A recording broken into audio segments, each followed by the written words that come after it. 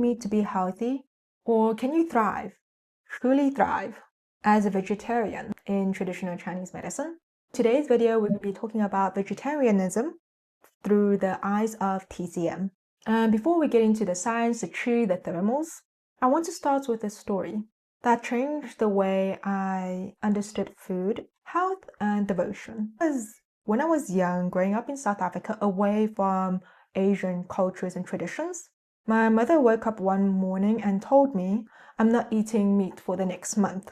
Her father, my agong, had just passed away, and she wanted to honor him. In many Asian families, eating vegetarian for 30 days is a way to send love, gratitude, and peace to someone who has passed. But truthfully, I didn't know the tradition well. I only knew that my mother cared deeply. So I followed her. I stopped eating meat too. But when the month ended, I went back to normal. My mom didn't. She stayed vegetarian, not for weight loss, not for health, not because it was trendy, but out of devotion, respect, and unshakable inner discipline that I have always admired. And now, more than 10 years later, she's still vegetarian. And here's the ironic part. My mom has every classic sign of a spleen qi deficiency: fatigue, loose stools, water retention, burping, sweet cravings, cold hands, especially cold feet, and weak muscles. Hey mom, I love you mom. But, her health checks, all perfect. Her blood sugar, beautiful. Blood pressure, fantastic. Her cholesterol, better than mine. Emotionally, she's a fortress. She is a true wood-earth hybrid. Strong, steady, and grounded. However, the truth is her BMI isn't ideal, but her willpower, her mindset, her qi, stronger than most people I've met. And that taught me something very important. Vegetarian does not mean unhealthy. Eating meat doesn't automatically make you strong.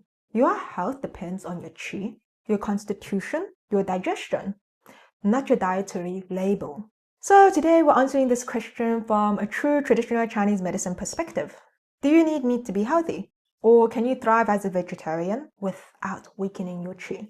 Healing's like tending a garden, and in each video we water the roots. I'm Dr. Amy, a traditional Chinese medicine doctor, helping you understand your body's wisdom so that you can live in balance, strength, and peace. So let's talk about vegetarianism, meat, and qi, and why some vegetarians thrive and glow, while others collapse into fatigue, cravings, and bloating. In traditional Chinese medicine, we never ask, do you eat meat? We ask, have you been eating any warming foods? Does it support your spleen? Does it match your body? Does your qi flow smoothly? Because in traditional Chinese medicine, every single food has yin or yang qualities. Food has cold, cool, neutral, warm, hot, thermal nature. Food enters specific meridians and affects your qi differently. And here's the truth. Most vegetarian diets are too cold, too raw, and too yin. And this weakens the spleen, causes dampness, and leads to deficiency. It's not the vegetarianism, it's the thermals. Why do so many vegetarians develop spleen qi deficiency? Let's be real. Most vegetarians eat salads, raw fruits, smoothies, tofu, bean curd, cold noodles, iced coffees, my favorite. But no, I'm drinking more warm things, everyone. I have been. I mean, that's the first thing I drink in the morning. So good habits sticks. And it helps so much with keeping your body in balance. But back to the topic. These foods are all cold and damp forming. Your spleen, your digestive fire, hates the cold. When the spleen gets cold, you get tired, bloated, crave sweets. You gain weight despite eating less. Your stools get loose. Your brain fog increases. This is not because you stopped eating meat. This is because your diet became too yin. So please remember, vegetarianism is not the problem. Cold eating is the problem. Blood and yin deficiency in long-term vegetarian diets. Meat, whether we like it or not, is very blood nourishing in traditional Chinese medicine. Vegetables are beautiful, however, they do not replenish blood as deeply as meat. So strict vegetarians may experience dizziness, pale lips, dry hair, anxiety, thinning of hair, poor sleep, or light periods. This is blood deficiency. And cold raw diets over time creates indeficiency with heat, which looks like irritability, night thirst, insomnia, heat in the palm and your soles, feeling too hot inside but cold on the outside. This was literally me back in July in 2025. I was waking up repeatedly, and to get through summer and through the stress, which I thought I was rewarding myself with cold drinks. So honestly, if you do all this, girl, your liver, spleen, and kidneys are begging you to stop.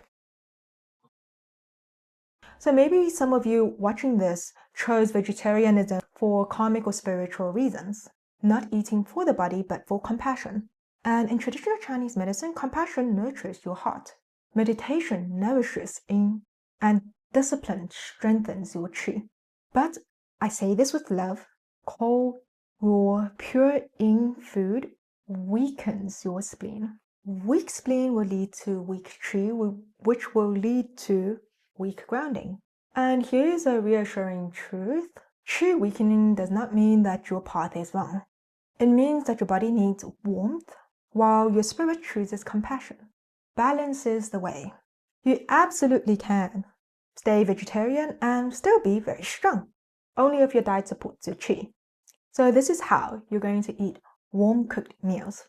Think of your soups, stews, porridges. Add warming herbs such as ginger, your cinnamon, nutmeg, cloves. Less raw vegetables, more steamed ones. Choose grounding foods such as pumpkin, carrots, sweet potato, taro. Add black colored food such as your black sesame, black fungus, black beans. Eat regularly, please don't skip meals. And avoid iced drinks. Traditional Chinese medicine is really simple. When you warm your spleen, you lift your spirits, and then you also strengthen your body. So let's go back to my mother. She is vegetarian, but she avoids pungent food, which is your garlic, scallion, chives, and leeks.